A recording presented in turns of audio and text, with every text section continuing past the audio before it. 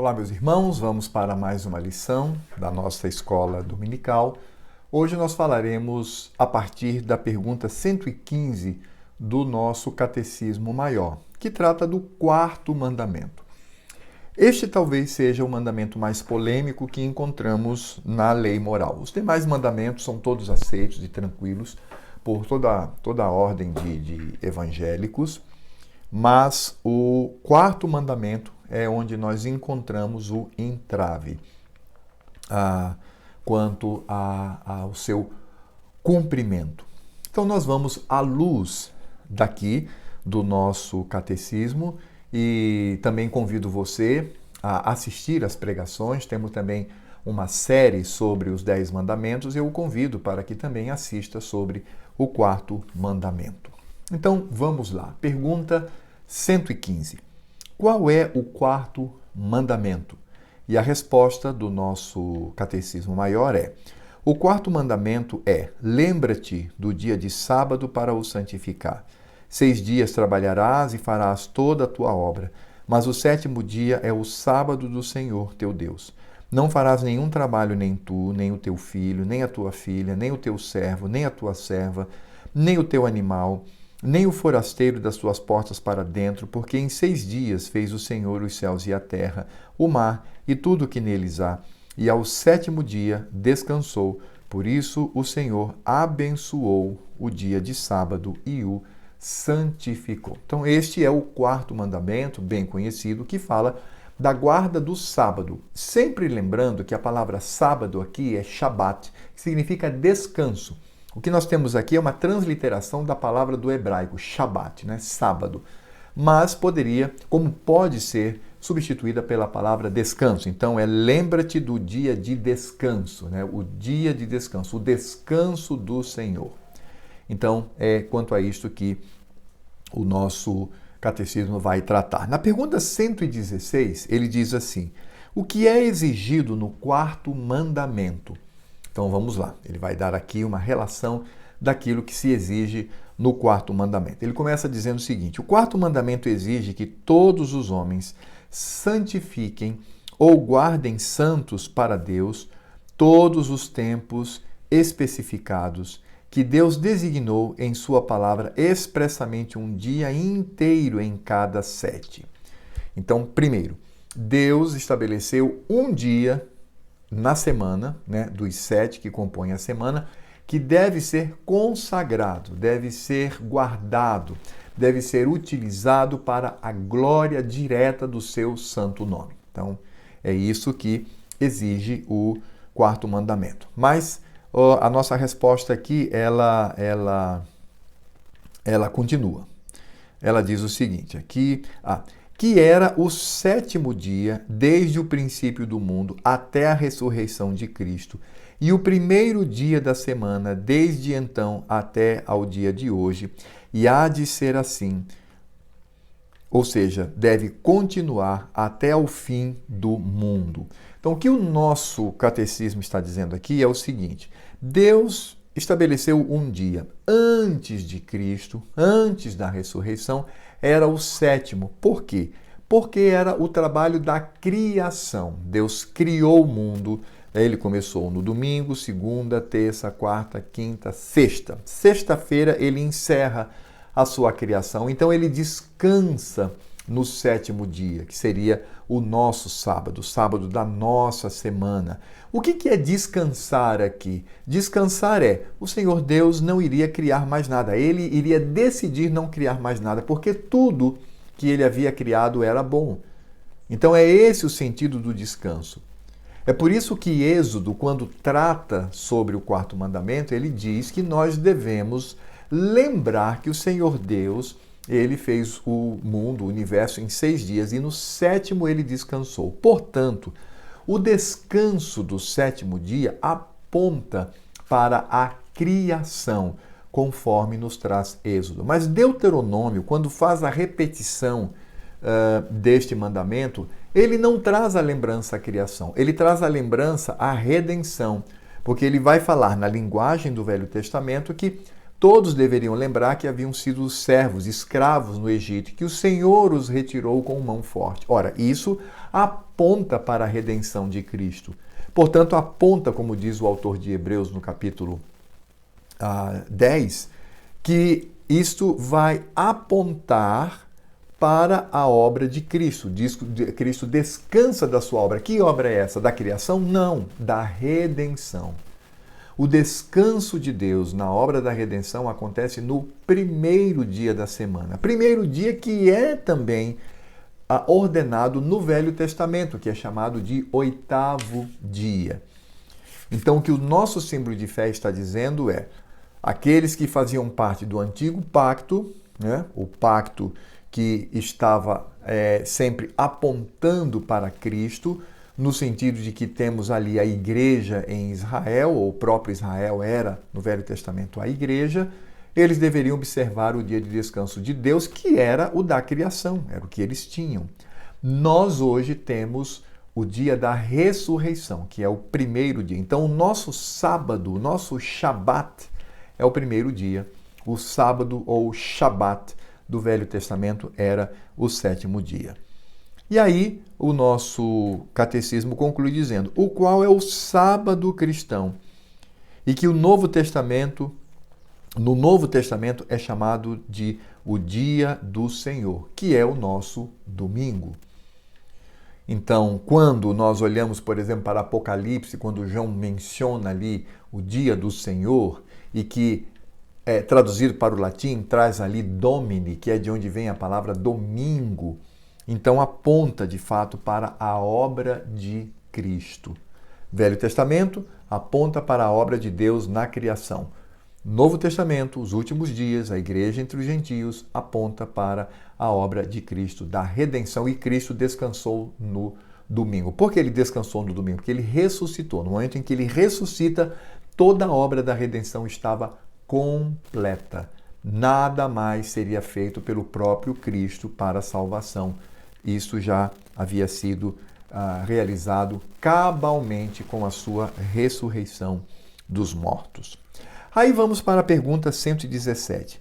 Como há de ser santificado o sábado ou o dia do Senhor? Aqui é bem interessante, né? Como é que eu santifico? Como eu devo me comportar no dia do Senhor? Então, o nosso símbolo de fé vai nos ajudar nisso.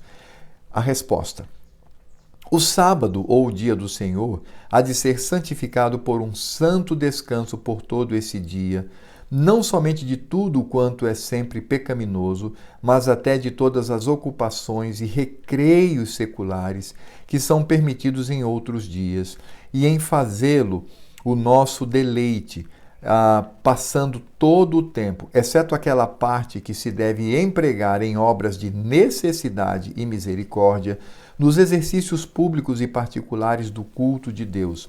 Para este fim, havemos de preparar o nosso coração e, com toda a previsão, diligência e moderação, dispor e convenientemente arranjar os nossos negócios seculares para que sejamos mais livres e mais prontos para os deveres deste dia.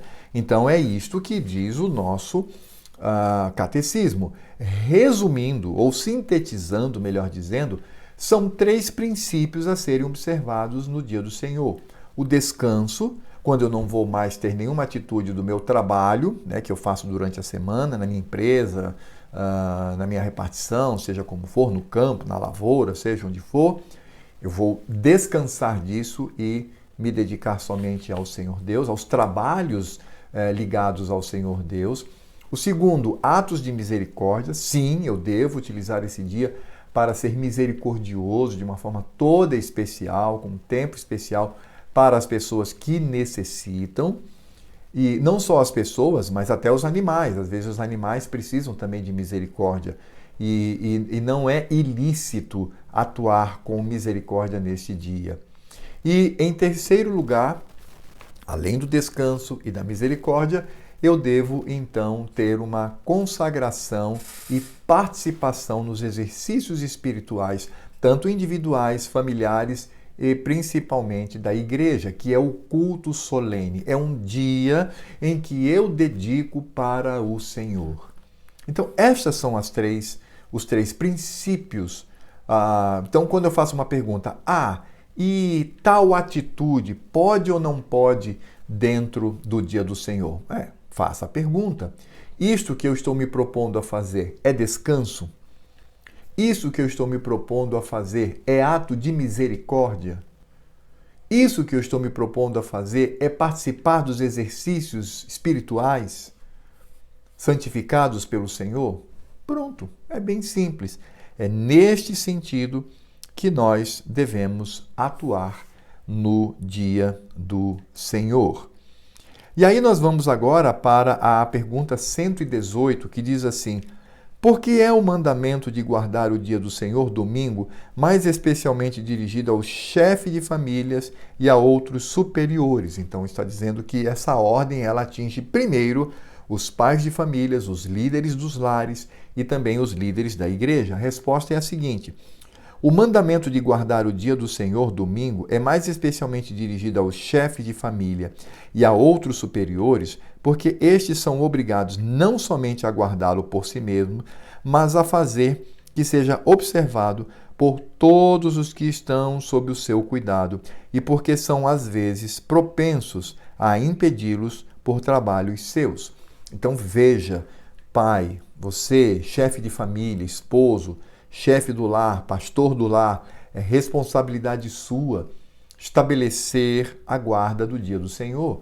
Você é responsável de levar carinhosamente sua esposa e seus filhos a amarem esse dia, a se deleitarem nele, a se alegrarem nele, a desfrutá-lo para a glória de Cristo, que consequentemente nos move para a glória do nosso Deus. Então, é sua responsabilidade, bem como da liderança. Então, você que é presbítero, você que é diácono, pastor, você que está aí à frente da igreja, é sua obrigação conduzir carinhosamente o povo a se deleitar e guardar no dia do Senhor, sendo exemplo. Primeiro eu tenho que dar o exemplo como líder da igreja. Pastores, presbíteros, diáconos, eu tenho que dar exemplo. E a partir do meu exemplo, então, incentivar os nossos irmãos queridos a fazerem o mesmo. Pergunta 119. Quais são os pecados proibidos no quarto mandamento? Então, o que é proibido realizar ali no dia do Senhor? E aí o nosso símbolo de fé chama, inclusive, já diretamente de pecado. Ele diz assim: os pecados proibidos no quarto mandamento são toda omissão dos deveres exigidos, todo o cumprimento descuidadoso, negligente, sem proveito, e o ficar cansado deles, toda profanação do dia por ociosidade e por fazer aquilo que é em si mesmo pecaminoso, e por todas as obras, palavras e pensamentos desnecessários tocante às nossas ocupações e recreios seculares. Há um ponto aqui muito interessante, ele fala de ociosidade. Então eu não posso ter um dia ocioso. Então aquela pessoa que diz assim, hoje eu não vou no culto, hoje eu não vou na escola dominical, estou cansado, então é dia de descanso mesmo, eu vou descansar no Senhor. Mentira, você não vai descansar no Senhor. Você está descansando em si mesmo, na sua carne pecaminosa. Este dia é para o Senhor, não é para nós. Se nós queremos ter um descanso maior, que aconteça durante a semana, mas neste dia, sim, descansamos das nossas obras peculiares ao restante da semana. Mas não significa dizer que eu tenho que passar a manhã, a tarde, emendando a noite, deitado, sentado, sem fazer nada. Não.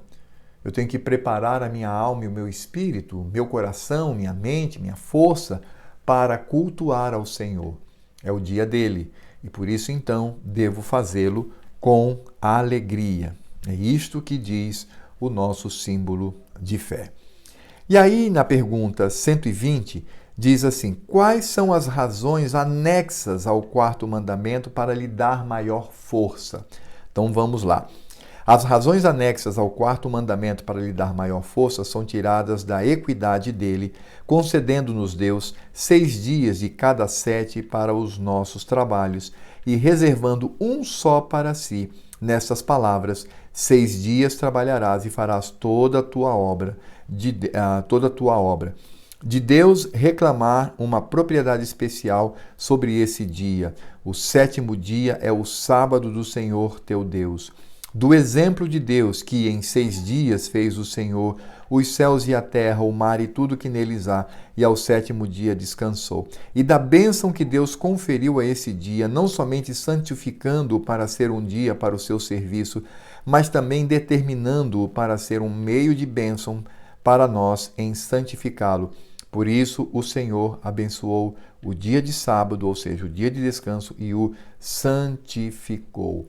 Temos ali ordens específicas do Senhor. 6 dias trabalharás, mas um pertencerá ao Senhor. Ele diz, o sétimo dia, que é o sábado do Senhor, o descanso, e que agora para nós é o domingo, foi santificado por Deus. Foi o Senhor Deus o santificou. Então nós devemos observá-lo para a glória do Senhor. Essas são as razões anexas ao lembra-te do dia de sábado para o santificar. Porque o Senhor trabalhou 6 dias e descansou no sétimo, incluindo aqui o que diz lá em Deuteronômio, Cristo trabalhou durante a sua vida e no primeiro dia da semana descansou e ressuscitou, porque o Senhor Deus santificou este dia para si e para nós. Tudo isso é força para que guardemos este dia de modo todo especial. E na pergunta 121 diz assim, por que se acha a palavra lembra-te colocada no princípio do 4º mandamento? Então é uma palavra que é comum, porque os primeiros mandamentos não falam isso, né? Não terás, não farás, não tomarás, né? Tá lá. E em seguida nós temos aqueles que dizem que devemos honrar, e aí não devemos matar, não devemos adulterar, enfim. Mas somente neste encontramos a palavra lembra-te. E aí o nosso símbolo de fé vai nos explicar o porquê disto.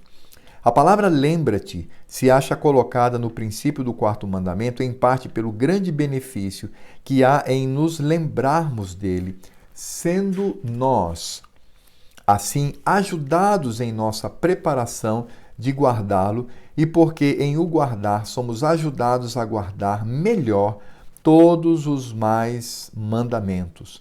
Olha que coisa interessante, não é?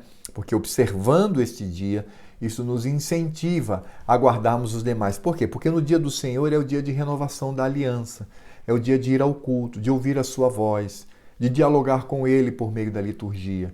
Isso é muito especial.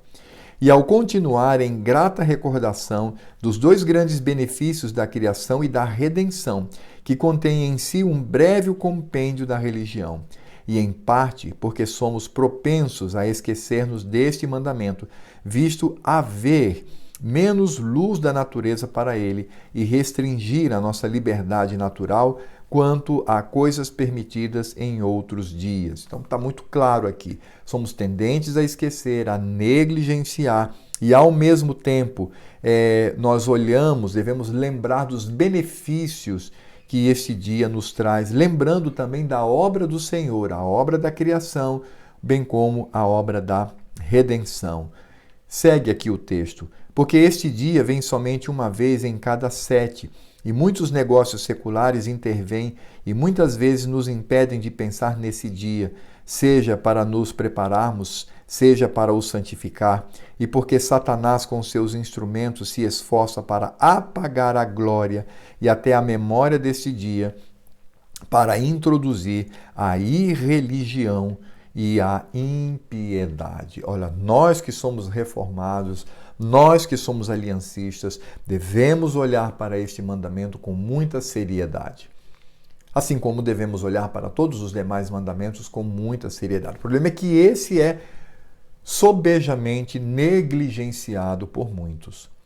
Devemos olhar para ele e perceber que somos propensos a quebrá-lo, porque nos voltamos mais para o nosso trabalho, que também glorifica a Cristo, mas o trabalho ao longo da semana, os estudos, as atividades, porque Satanás quer retirar isto desse dia todo especial. Você já parou para pensar que toda a igreja de Cristo se reúne no domingo? Você parou para pensar nisso? Se não fosse assim, ou seja, se este mandamento não se aplicasse a nós, por que ele não?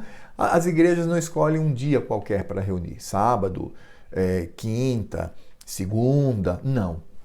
toda a Igreja de Cristo ao redor do planeta se reúne para cultuá-lo no domingo, no dia do Senhor. Por isso, o nosso símbolo de fé nos incentiva a santificarmos este dia, a lembrar dos seus benefícios e a glorificar ao Senhor.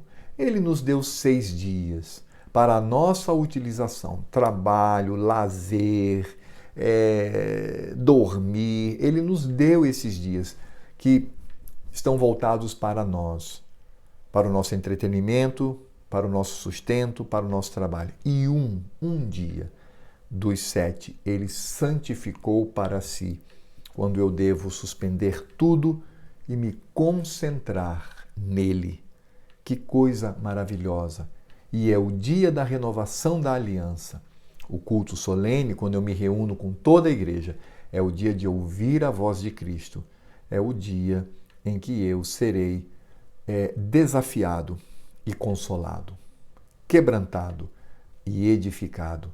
E é também o tempo em que eu terei um santo diálogo com o Senhor, por meio da liturgia que antecede a pregação das Escrituras Sagradas. Bem, meus irmãos, é isso por enquanto na nossa lição. Semana que vem, se o Senhor Deus quiser, daremos continuidade aos 10 mandamentos estudados por meio do nosso Catecismo Maior. Então, até lá.